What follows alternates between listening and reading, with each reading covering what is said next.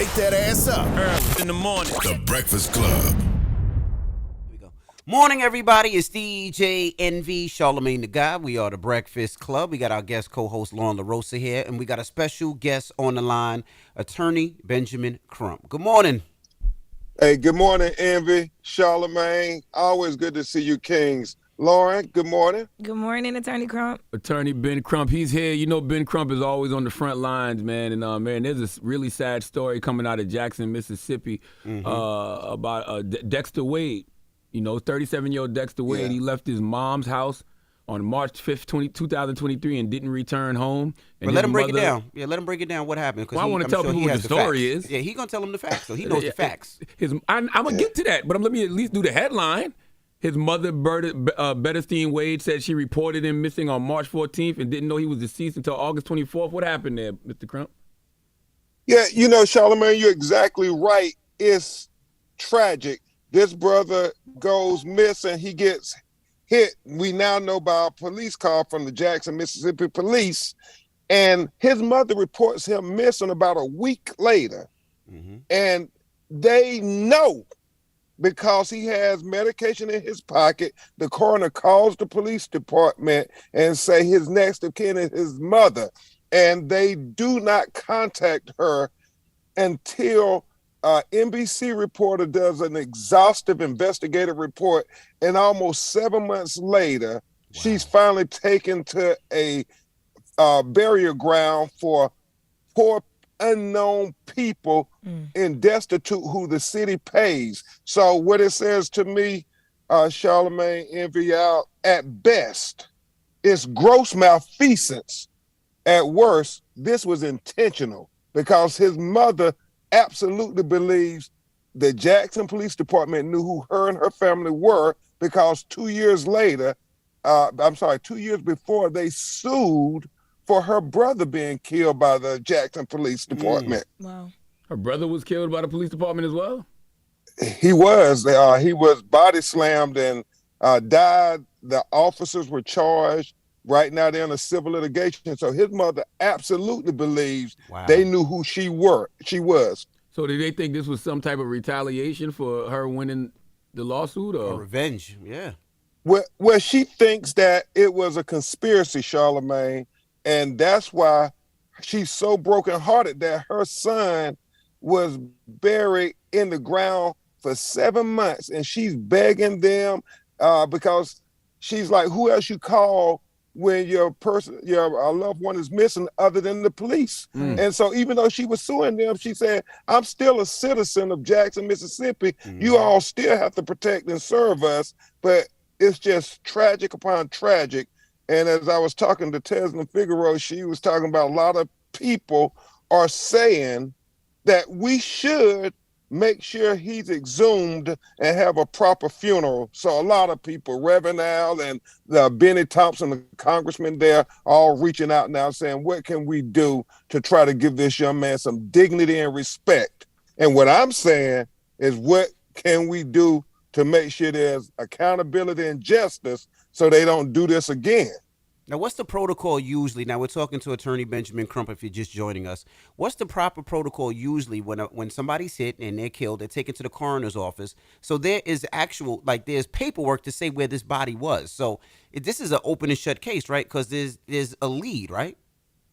You know, I absolutely think it's an open and shut case, Envy. But when you're dealing with the police in America, y'all, and black people dying in highly suspicious, controversial manners, nothing is clear cut.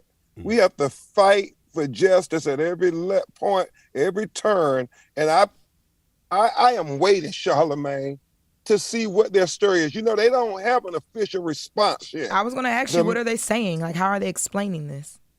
Yeah, the mayor said, obviously, there was a great miscommunication there, but we have the Mississippi Bureau of Investigations, they said, is going to do an investigation, but I don't really trust them as much. I think we're going to have to do our own parallel investigation. We may have to get the feds to come in because, man, if this was your loved one and you had a lawsuit against the city and they didn't tell you about, they had a car accident with your son who was a pedestrian, and then they buried him in an unknown funeral cemetery Mm-hmm.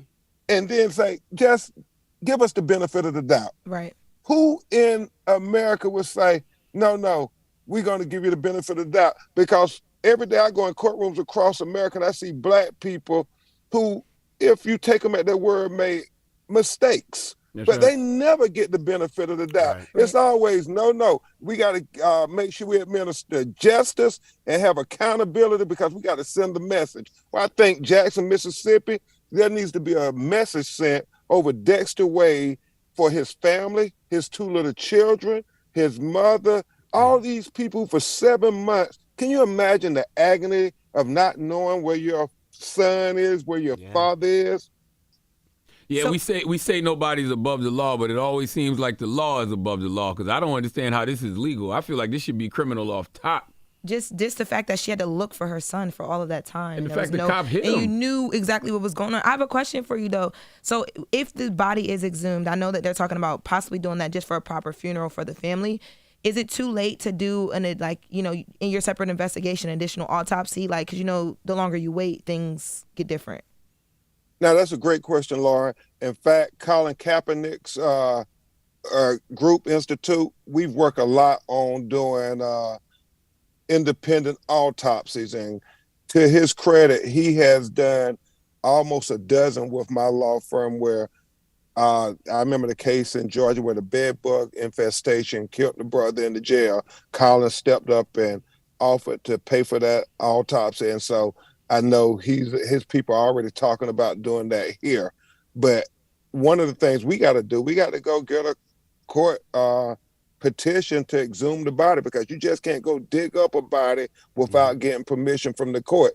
So my office is going to have to jump through some hoops, but we do intend on getting a independent autopsy and having a proper funeral for this young man so his children will know that his life mattered. And hopefully, Jackson, Mississippi will know that they can't sweep this under the rug. Because had that mother given up Charlamagne, Envy, it would have just been swept under the rug. Like, it didn't matter. But that lady kept saying, somebody knows what happened to my child. Right.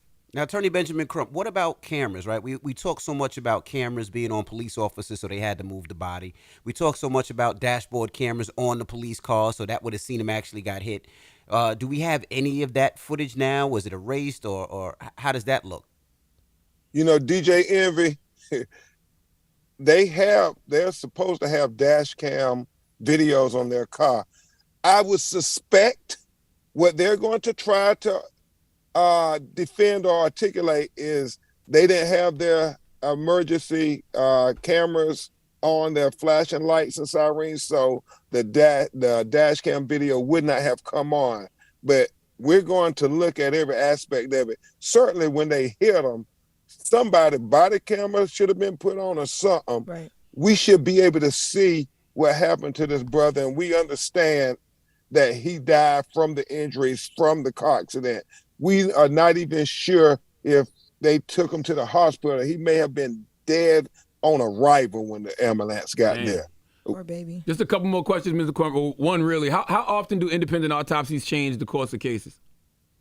Oh, Charlamagne, is so important. Anybody who can afford it, if there's a death in custody case, I implore you to please get an independent autopsy because you cannot trust the medical examiner or the coroner, the local coroner, because they work with the police every day. It's like the prosecutors work with the police every day. So there's an implicit bias in favor of trying to help craft the narrative that best and is most advantageous to the police narrative. What the police want to probably say here, Charlamagne, is that we didn't know it was, we did everything we could. We just didn't know who the young man was and all this stuff.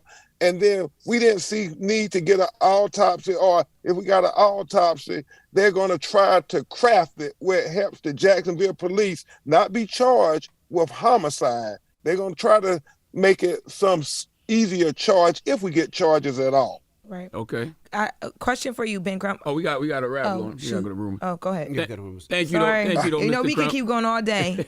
Yeah, and All right, please I'll let keep y'all us know when posted. we- Yeah, please. Yeah, please I'll keep let us y'all know when involved. we do the funeral, MV. Charlamagne, thank y'all always, Lauren.